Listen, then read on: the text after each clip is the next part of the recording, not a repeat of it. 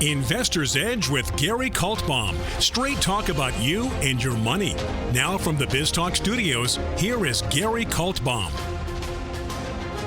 And welcome once again to Investor's Edge. I'm Adam Sarhan, in for Gary K, who's out today. Today is Wednesday, February 14th. Happy Valentine's Day to everybody. We have a great show for you, as always, and we want to thank you very much for being here.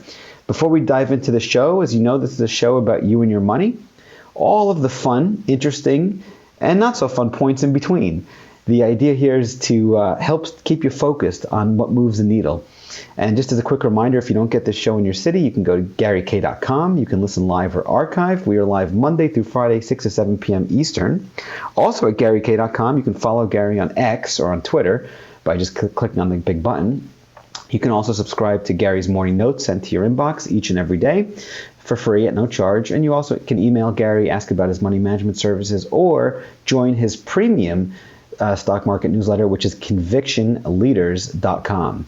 I read it every day. It's a great report. He goes into great detail about, and basically shows you what he sees in real time. Just about every day, he gives daily market webcasts where he shows you charts, he annotates the charts, and goes a lot deeper than most people do. And he does a great job of keeping people aligned with what's actually happening in the market. He does a good job of showing what's happening and also the why behind what's happening. So really the emphasis on what, because what matters more than the why, which I'll talk about today also. So a few thoughts about today in the market is, first off, it's important to understand after a big move down like we saw yesterday on Tuesday that you get some stability shows up, or stabilizing in the market. It doesn't have to be. You could get a huge sell-off and you could be down, a lot more selling can come. But when you put the pieces of the puzzle together, it's really important to understand probabilities and understand possibilities.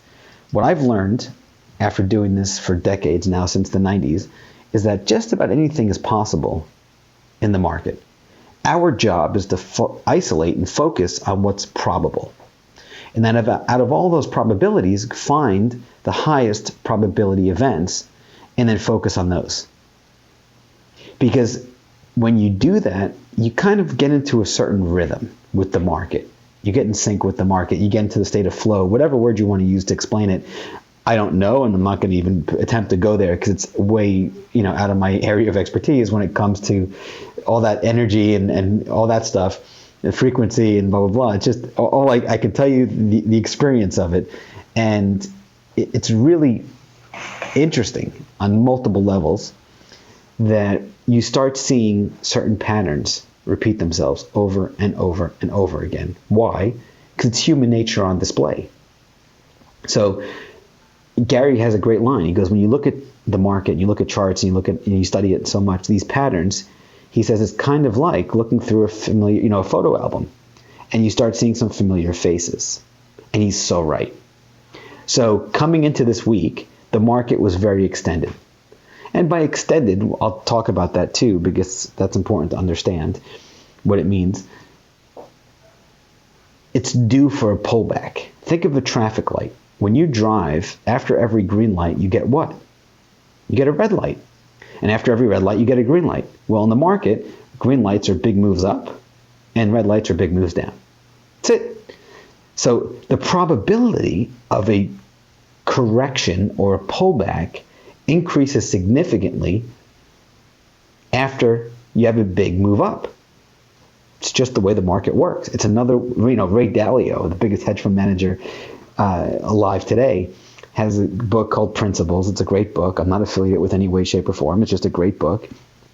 And in it, he talks about studying history and the importance of recognizing these patterns, and he calls it another one of those. Meaning, we've seen this before. It's another one of those. So when markets get very extended on the way up, all right, due for a pullback. We just had the longest win streak in 52 years. We're up 14 in the last 15 weeks. That's a lot. At some point, the market's going to pull back. We don't know when, but we know the probability of it happening is extremely high with every week that goes by. So that's one. Now let's talk about the what. So right now we're in pullback mode. Let's put it that way. If this gets, if the buyers show up and yesterday pullback becomes a blip on the radar, meaning we hit new highs by Friday, then wow, just wow. That illustrates how strong the bulls are.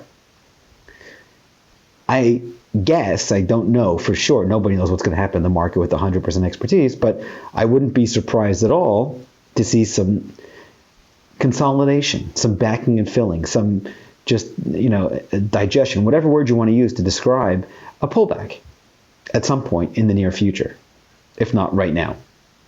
So, or near, the next week or so, 2 weeks, 3 weeks, as we go into the second half of February. Doesn't have to happen, but probability, odds are we're going to pull back. We just had a big run.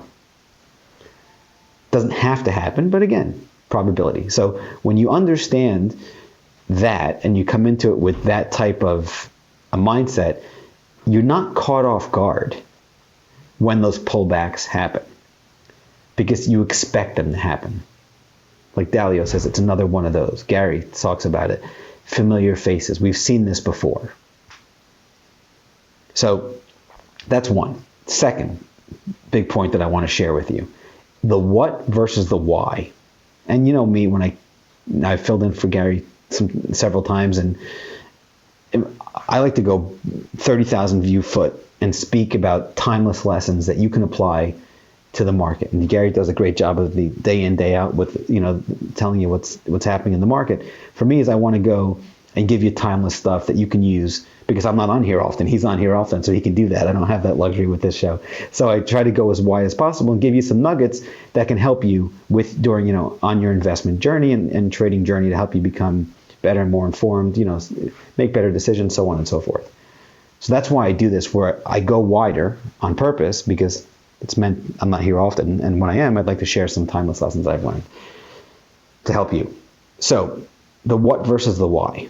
When I first began, and a lot of rookies or even beginners or moderates or intermediate term traders that are not as advanced, on my journey I evolved, as most people evolve in life. Who's smarter, you today or you 20 years ago? Hopefully you today. Who's going to be smarter, you 20 years from now or you today? Hopefully in the future. So, as we continue to evolve and get smarter and smarter, I learned the why is initially, the why to me mattered. I can't believe this.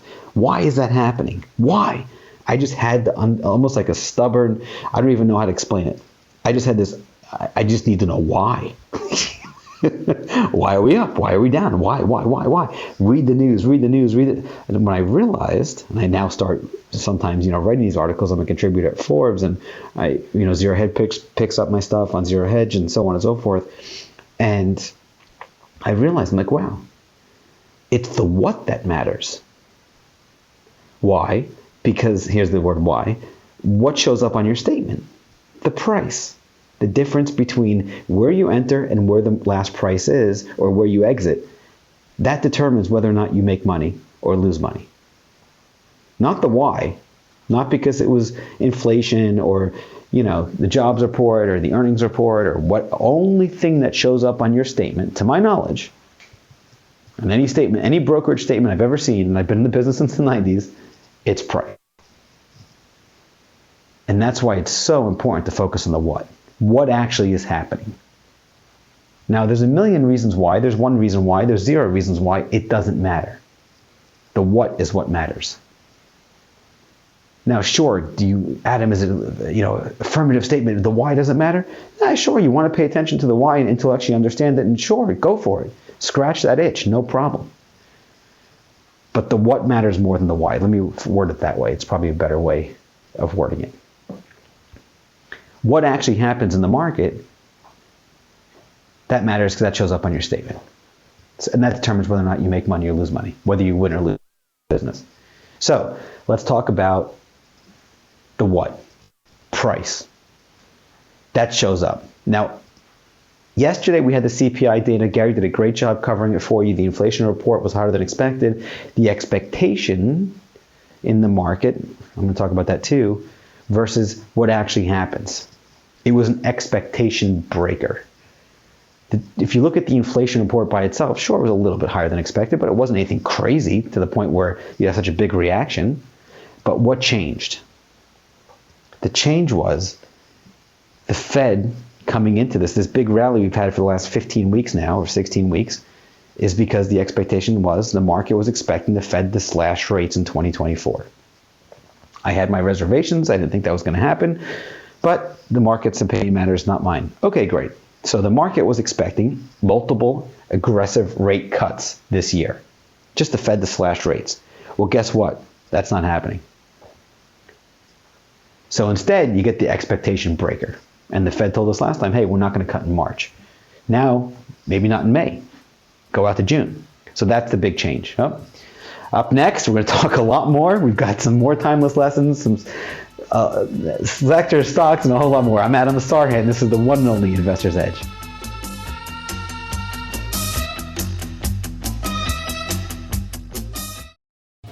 Hi, I'm Gary Kaltbaum, host of the nationally syndicated radio show Investor's Edge. We're not just handsome radio people. We manage investors' money for a living, specializing in fee-based discretionary money management.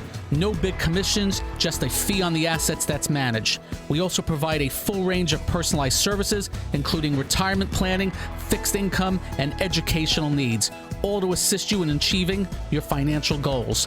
Understanding not all individuals have the same needs, we'll carefully evaluate your personal goals to determine a proper investment strategy.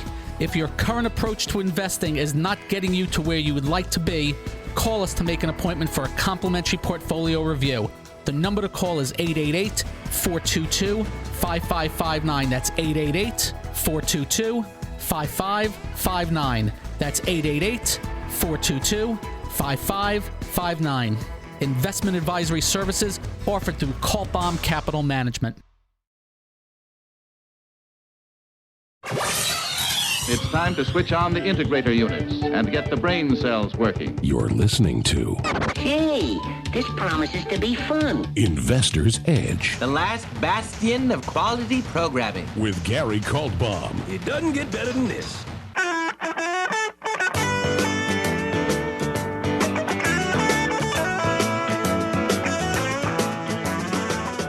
And welcome once again to Investor's Edge. In case you're just joining us or missed any part of the show, I'm Adam Sarhan filling in for Gary K today. You can go on GaryK.com. You can listen to the show 24/7 on any device you want for free, and you can pause, rewind, fast forward anytime you want, any device. All right, so next, like Gary says, next we've got what? We've got recap of what we spoke about so far. What matters more in this business than the why? After green lights, you get red lights. So after a big move up, you get declines. Big move up are the green lights. The declines, pullbacks are normal. They happen.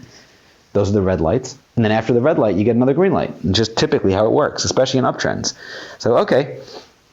And then, I mean, that's more or less the foundation. And then we build on it and talk about what's actually happening. And we talk about some probabilities and how to think in probability. That's really, really important as well, because anything theoretically can happen. But we want to find the highest probability events and then align ourselves with that. Let's talk about something that I like a lot, which is we also spoke about, one more thing, the expectations. And inflation was an expectation breaker. The market's expecting the Fed to cut rates aggressively. Yesterday's inflation report pretty much said they're not going to do that. They'll cut rates, maybe, sure, but not as aggressive as the market expected, hence the big sell-off. We were very extended, folks. Simple. The what is what matters. Coming into this, in my weekend report on findleadingstocks.com, I shared with everybody, I said, hey, listen, we're up last 15 weeks. That's the strongest win streak in 52 years. The market's so extended above its 50-day moving average, it's just a probability game until a matter of when we pull back, not if. And then, lo and behold, bam. So what ends up happening? When you talk about that evolution now from the trading standpoint. When you begin trading and investing, everybody comes into the business thinking they can beat the market. Otherwise, why would you do it, right? But statistics show us that most people can't beat the market. Ask yourself why. When I had this discovery, it took me actually over a decade to figure this out. It was the proverbial light bulb went off. it clicked, if you will. The human mind, and I'm not going to go deep into the recesses of the mind to talk about things like, ego, shadow, all this kind of stuff. I'll just keep it real simple. The human mind is programmed to survive, not to thrive. I'll say it again. The human mind is programmed to survive, not to thrive.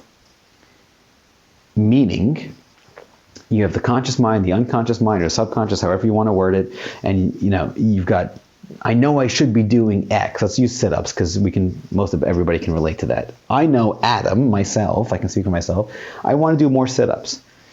Well, okay, how many sit-ups have I done today? 0. How many did I do yesterday? 0. How many am I likely to do tomorrow? Hopefully more than 1, but 0.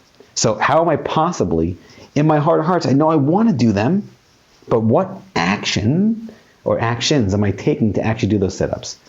For right now, the answer is 0. I can be honest with everybody. Sure. So how do I possibly expect to accomplish my goals, if my goal is to get a flatter stomach, if I'm not doing the work? I'm not doing those sit-ups. Mental sit-ups, physical sit-ups. It's just an analogy or a metaphor. Use it any way you want. Go any direction you want. Pause. Now find another person, and that person has a 6-pack. Well, how many sit-ups do you think they did? Exercise, hours at the gym, doing the reps, sweating, doing the plank, other exercises to strengthen the core, not just sit-ups. A lot more than me. Well, look at my core, or my midsection, and look at theirs. Same thing with success in just about any endeavor. Tiger Woods had an example one day. He shot a shot, and someone was like, I wish I was good as you. And he walks over and he's like, show me your hands. And the guy shows him his hands. And he says, look at my hands. Tiger's like, I wake up every day at 4 a.m. I swing that golf club until my hands bleed. What do you do, sir? And the other guy was just sitting there and his hands are all soft and doesn't do all that. It's like, if you want it, do this mental sit-ups, do the reps, swing that club. Whatever way you want to do to explain it, it's the same thing when it comes to the markets and investing. So when there's that disconnect in the brain, most people are in that scarcity mindset. Oh, fear and greed, we know this, drive markets. Those are 2 primary emotions that drive behavior in this business. Okay, great. Most people are just crippled by fear. Warren Buffett has a great line. He goes, you should be fearful when others are greedy and greedy when others are fearful. And I'll tell you what that means in a second. But fear, FOMO, fear of missing out, fear I'm going to lose money, fear, which I'll talk about for a few minutes here. It's important to unpack this. And ask yourself, hey, does this relate to me? Have I experienced this before? What are the solutions? The idea is identify it and then find solutions, right? So what does it mean when Buffett tells us, who's arguably the greatest investor alive today, if not ever, has this great line? Be fearful when others are greedy, greedy when others are fearful. Okay, great. Let's just illustrate the point. I'm one of those guys, very straightforward, very simple. Okay, you buy a stock at 100 and it goes to 101. Most people are fearful they're going to lose their profits. They sell it. Okay, you buy it at 10, it goes to 11. All right, you're up 10%. 10 to 11, right? Okay, I'm fearful I'm going to lose my profit. I'm going to sell it. And then it goes on doubles and triples and quadruples. So instead of being fearful and selling it prematurely, there's the point where he says, be greedy and hold it, because let your winners run. Conversely, you buy it at 10, it goes to 9. Most people are hoping it's going to get back to 10, praying to God, please get back to 10, please get back to 10. I'll sell it once it gets back to even. Instead, it goes to 5 or it goes to 0. Again, I'm exaggerating just to illustrate the point. There, he says, be fearful when others are greedy. Instead of being greedy, hoping it's going to get back to even, be fearful that the losses will get much bigger and sell. More or less, I'm oversimplifying it, but that, again, I just want to illustrate the point and move forward. Okay, so understand how fear impacts your decisions. How does greed impact your decisions? Powerful questions when you think about them. Very powerful. So, okay, can you make rational, not emotional decisions with your money? I have a book, it's called Psychological Analysis. It's my contribution to Wall Street, right? The whole idea is that fundamental technical analysis alone are not enough to beat the market. If they were, everybody have a few islands in the Caribbean. Okay, so psychological analysis, basically upgrade the user in one sentence. Okay, learn how to make rational, not emotional decisions. How to reprogram your mind from a survival mode, fight, flight, fear, caveman, the saber-tooth tiger is coming after you type of a thing, opposed to, no, listen, I can thrive. Reprogram the mind and thrive. It's all I've been doing with my life and my mind for the last, several decades. And looking at the market and just ask myself, how do I make smarter decisions? What can I learn from my mistakes? So on and so forth. So when you reprogram your mind, that fear-greed situation changes. You find those probabilities of those strongest stocks, the leading stocks, right? In history, the true market leaders, whatever you want to call it, monster stocks. Success leaves clues. Find those characteristics and look for the next winners today. Up next, we've got a lot more to cover. I'm Adam Sarhan, and this is the one and only Investor's Edge.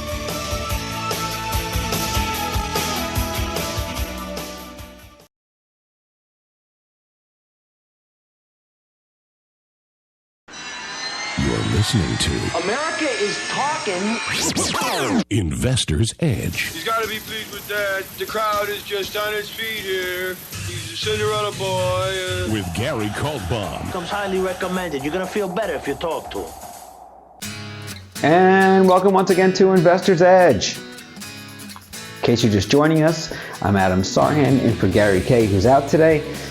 And we covered a lot. So we're talking about the mind. If you missed any part of the show, you can go to GaryK.com and listen for free 24/7 on any device you want. Pause it, fast forward, rewind it. Feel free to listen and on any device you want. So we spoke about the mind where we left off, and fear, greed, and the mind is programmed to survive, not to thrive.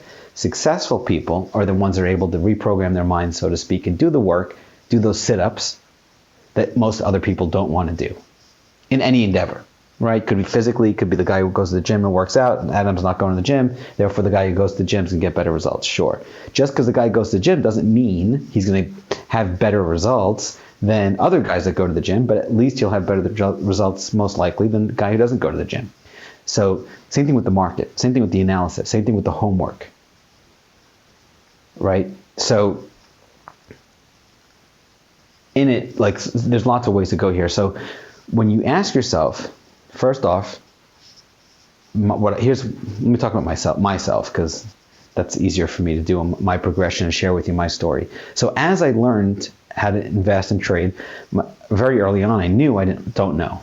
And that became my biggest strength, because I had one job, and that's to learn. So I've been on that mission, on that journey for the last several decades now, with that simple focus in mind. Very powerful. I need to learn. So what are the most successful people in this business doing day in, day out, week in, week out, month in, month out, quarter in, quarter out, year in, year out? And what can I start doing? Develop those kind of skills. Like Tiger Woods hits a club until his hands bleed. Great. How do I do that with the market? It's not about research, because if it was just research, every analyst would be a billionaire. There's other elements involved. And I'm going to keep it very, brief. I'm not going to go too deep here, because I want to make sure I can get the message across that needs to get across. But there's a routine, a habit. People are creatures of habits. We all have them. Some habits serve us, some habits don't serve us. Okay. I want to find habits that serve me, especially when it comes to the market and my business. Okay, great. So what I've noticed, and I've been doing this now for decades, studying successful people in this business, is that just about every successful person does a few things. Number one, they respect risk. The best traders, the best investors out there tend to be the best risk managers. Not always, but again, they tend to be very, very careful when it comes to risk. One. Two, they have a routine or a way of taking all of the market information that's out there, filtering out all the noise or the things that don't matter to them, and laser focusing like a hawk or like an eagle, just laser focused on the information that matters to their decision-making process. Next, they have rules that protect them, that get them into a stock, that get them out of a stock, and that tell them how much they should risk on any given idea. Next, and again, what I'm giving you here is not a full list, there's more, but I cover a lot of this in the book, but I'm just giving you some highlights here. Next, they have a way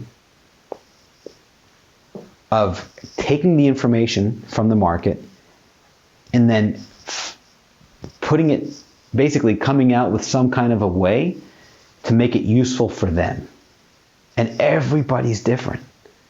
So in the book, I say there's there's an infinite number of ways to make money in the market. Your job is to find one that works for you. Because just because somebody is a really good fundamental, value investor doesn't mean that works for every single human on the planet. Someone who's a really good technical trader might not be good for every human on the planet. Somebody's really good at, you get the point? So find what works for you. That self-discovery is priceless. I can tell you for me how I use all of this stuff is I don't make decisions during the day. Very rarely do I, if ever. I do my work on the weekends and at night when the markets are closed, and I plan ahead, just like Ben Franklin taught us. Failing to prepare is preparing to fail. Say it again. You either prepare to win or you don't. And if you don't prepare to win, by definition, you're preparing to lose. My kids are still young. They have school. They have a test. Okay. Did you study for the test? No. Well, how are you going to possibly pass it? If you're not preparing to win by studying for your test, you're preparing to lose. That's it. You didn't study? No. Okay. Get ready to lose. Get ready to fail that test. You're going to bomb it. Same thing in the market. So my preparation is my weekend work. And I do my work on the weekends and share my thoughts with people. So that helps me take all the information, distill what matters to me, take out the information that matters, and leave everything else. And then focus on the important things that move the needle. Then I find stocks. I like leading stocks. That's my thing. I like to find leadership, just pure percent change, strongest performing stocks in the market. Why? Because I want stocks to go up after I buy them. Remember, a stock can only go do three things after you buy it. It can go up, it can go down, or it can go sideways. That's it. Super simple, super powerful.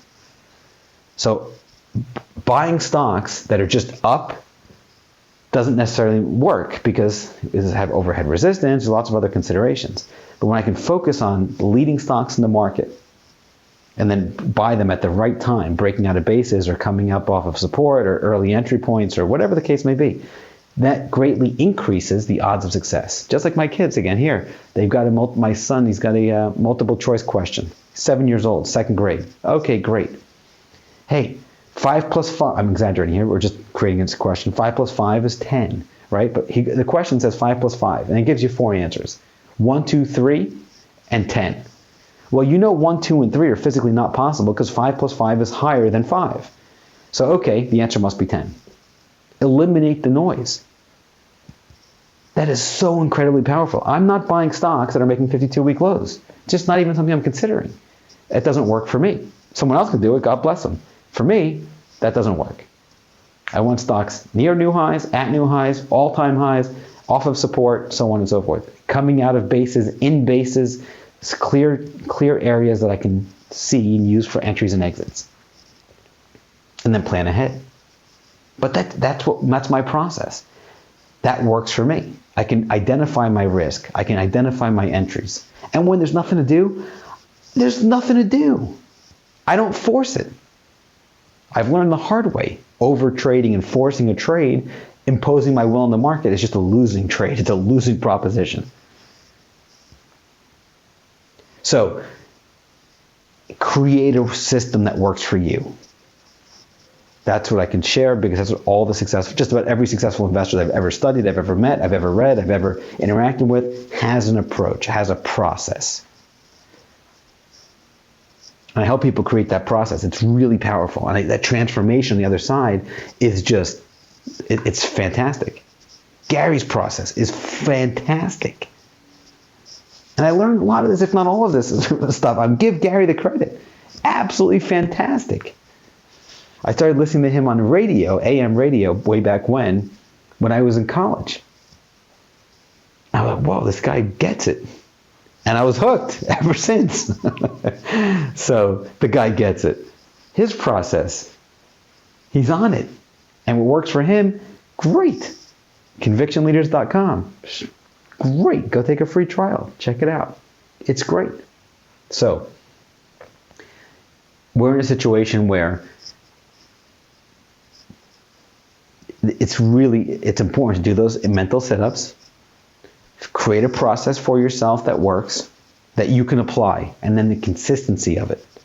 That's key. Or do it week in, week out, daily, whatever your process or your time frame is, up to you. But do those mental sit-ups, because over time, it'll make you a better trader, it'll make you a better investor, it'll make you so on and so forth. It'll help you get in that state of flow I spoke about earlier, that rhythm with the market, getting in sync with the market. The more you interact with it and the more you study it objectively and humbly, the more you'll start recognizing these patterns. You see, in life, you've got, in any aspect of life, you're going to have patterns. Not every pattern works. In fact, most patterns don't work, and that's okay. Just like most trades don't work, that's okay. The best baseball players in the world hit 3 out of 10, more or less. And that's great, not even okay. They also happen to be the biggest strikeouts. The ones that hit the home run kings tend to be the highest strikeout people as well. And that's okay. As long as when you're wrong, you lose 1. When you strike out, you lose 1, right? When you get a grand slam, you can win 4. So put everything together and figure out an approach that works for you. Hope that's helpful. Up next, we've got a lot more to cover. I'm Adam Sarhan, and this is the one and only Investor's Edge.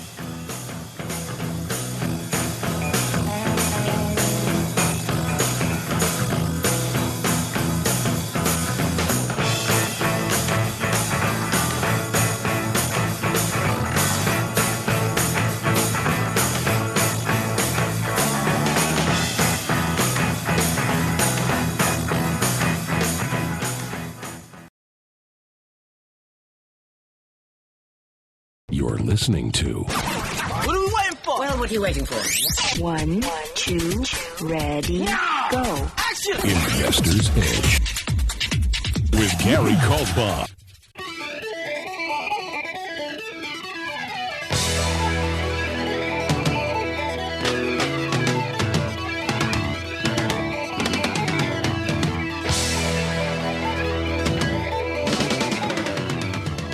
And welcome once again to Investor's Edge. In case you're just joining us or missed any part of the show, you can go to GaryK.com, rewind, fast forward, pause at your leisure. I know I do speak fast. I do want to address that because I have so much to say and so little time to say it. So again, if you miss anything, you can go to GaryK.com and rewind, fast forward at your convenience. So we spoke about a lot today. Spoke about expectations, the Fed yesterday with inflation, spoke about coming up with a process, spoke about a lot more. We've got a few minutes left, so I don't want to recap everything we've covered, but I want to share some more stuff with you. So stocks, sectors, indices. When you put all this together, it's important to come away with an approach that you can consistently apply. So for me, it's just leadership. And again, the approach that you create, and here this is important, can be simple. In fact, I argue 9 out of 10 times it should be simple. Not even argue, that's just my belief. There's a certain genius in simplicity. Remember, a stock can only do 3 things after you buy it, up, down, or sideways. That's simple. The best things in the world are simple.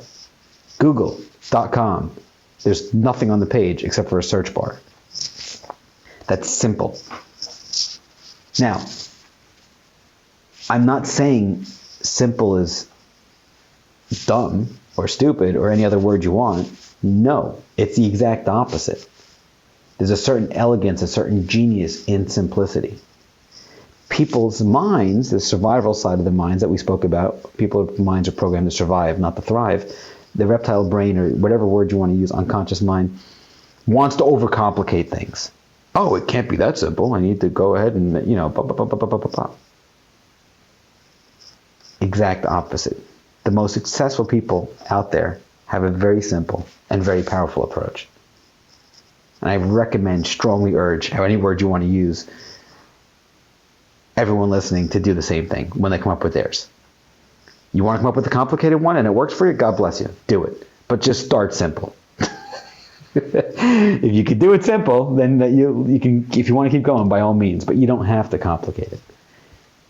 You look at these algorithms or fancy things and all this kind of stuff. They're based on simple principles. Sure, the algorithm itself can be complicated and whatever, but it's based on simple principles. Attention, likes, behavior, simple concepts. So with trading, with investing, when I look at the market, my process, because people ask me all the time, Adam, what do you do? What's your process? Here you go. I don't care about 99% of the things that are happening in the market.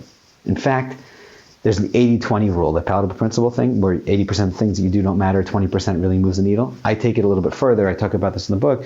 I go 99-1. 99% of the things that I do on a given day, this is just me, really don't matter. The 1% I do moves the needle in a very big way. If you're into math and you want to go deeper into this or Google it, there's something called a normal distribution, which is a bell curve. Think of the kids in the school, like some kids get A's, some kids get B's, most get C's, some get D's, some get F's. Okay, that's a normal distribution. Then there's a power law distribution. That's my world. Where, think of the population of cities. There's hundreds of cities in the country, if not thousands of cities. Okay, great. They vary in size and population. New York City, Chicago, Miami, LA, Seattle, San Francisco have a much higher population than a small city in the middle of nowhere. So if our job, they hire you to become, build a water solution treatment plant for the average city or a police station for the average city, take the average population of all the cities in the country might be, I don't know, I'm just going to throw out a number here, 1 million people. Well, that's not going to work for a city that has 20 million, and it's not going to work for a city that has 200,000. So that's a power law distribution. So the average number of population in all the cities in America it's not really a good representation because it's concentrated in a small cluster of cities that have just huge, ginormous populations.